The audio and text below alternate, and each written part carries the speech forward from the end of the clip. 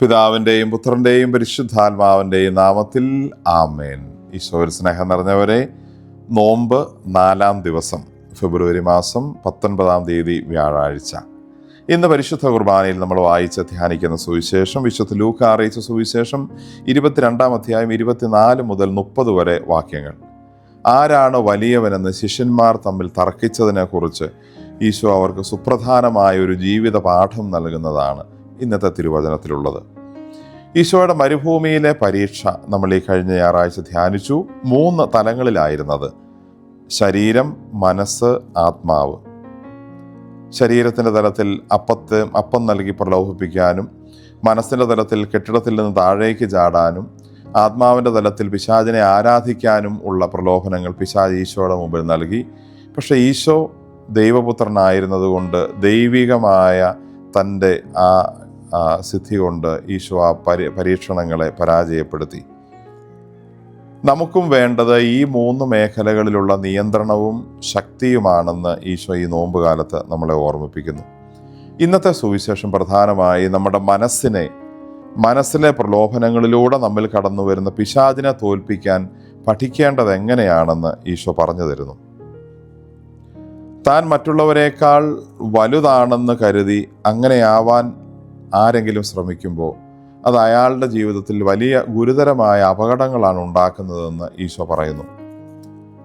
ഞാൻ വലുതാവാൻ ശ്രമിക്കുമ്പോൾ ഞാനും മറ്റുള്ളവരും തമ്മിൽ വ്യത്യാസമുണ്ടെന്ന് എനിക്ക് തോന്നാൻ തുടങ്ങുന്നു.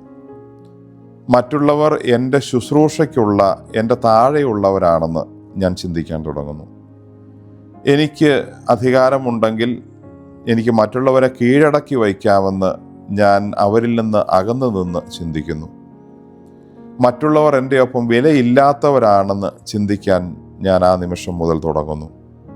മറ്റുള്ളവരെ എനിക്ക് എൻ്റെ കാര്യങ്ങൾക്ക് ഉപയോഗിക്കാമെന്ന് ഞാൻ വിചാരിക്കുന്നു. അനാവശ്യ അധികാരം, ദൈവികമല്ലാത്ത ചിന്തയുള്ള അധികാരങ്ങൾ, ഈ തരത്തിലുള്ള വലിയ അപകടങ്ങളിലേക്ക് പോകാമെന്ന് ഈശോ ഓർമ്മിപ്പിക്കുന്നു. ദൈവം നമ്മിൽ നിന്ന് ആഗ്രഹിക്കുന്നത് വലിപ്പം ഭാവിച്ച് മറ്റുള്ളവരിൽ നിന്ന് മാറി നിൽക്കാനല്ല, മറിച്ച് ചെറുതായി അവരോടൊപ്പം ആകാൻ വേണ്ടിയിട്ടാണ്.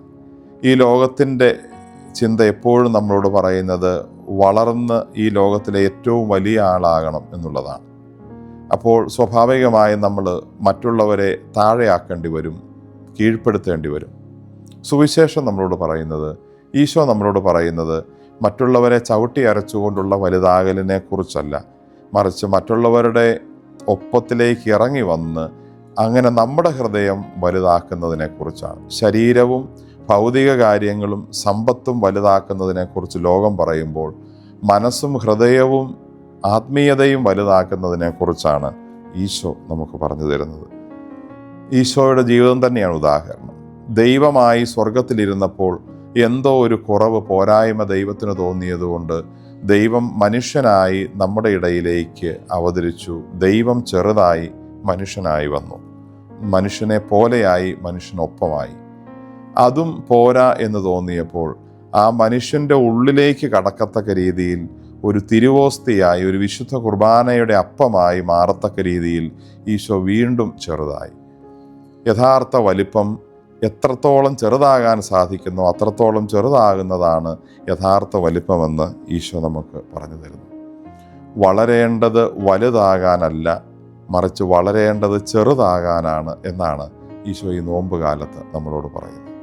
സ്വർഗരാജ്യത്തിൽ പ്രവേശിക്കണമെങ്കിൽ നമ്മൾ ഇടുങ്ങിയ പാതയിലൂടെ, ഇടുങ്ങിയ വാതിലിലൂടെ സഞ്ചരിക്കണമല്ലോ. ഇടുങ്ങിയ വാതിലിലൂടെ കടക്കാൻ നമ്മൾ നമ്മളെ തന്നെ ചെറുതാക്കേണ്ടതുണ്ട്. കുഞ്ഞുണ്ണി മാഷ് പറഞ്ഞു, പൊക്കമില്ലാത്തതാണ് എൻ്റെ പൊക്കം.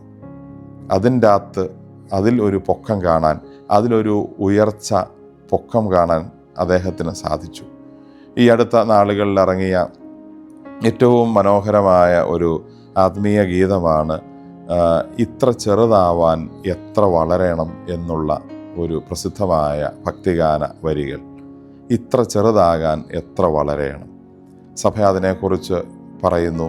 2000 വർഷത്തോളമായി സഭ എന്താണോ ഈശോയുടെ മനുഷ്യാവതാരത്തെക്കുറിച്ച്, വിശുദ്ധ കുർബാനയെക്കുറിച്ച് പറയാൻ ആഗ്രഹിച്ചത്, പഠിപ്പിച്ചത്, ആ കാര്യമാണ് ഈ ഒറ്റ വരിയിൽ ഈ ഗാനം രചിച്ചയാൾ എഴുതി ചേർത്തിരിക്കുന്നത്. ഇത്ര ചെറുതാവാൻ എത്ര വളരണം? വളരേണ്ടത് ലോകത്തിൻ്റെ രീതിക്കനുസരിച്ചുള്ള വലുതാകാനല്ല, മറിച്ച് വളരേണ്ടത് ചെറുതാകാനാണെന്ന് ഈശോ പറയുന്നു. നമുക്ക് ചെറുതാകാൻ പരിശ്രമിക്കാം. അങ്ങനെ ഈശോയുടെ മഹിമയിലേക്ക് അതുവഴി വളരാം. ആമേൻ.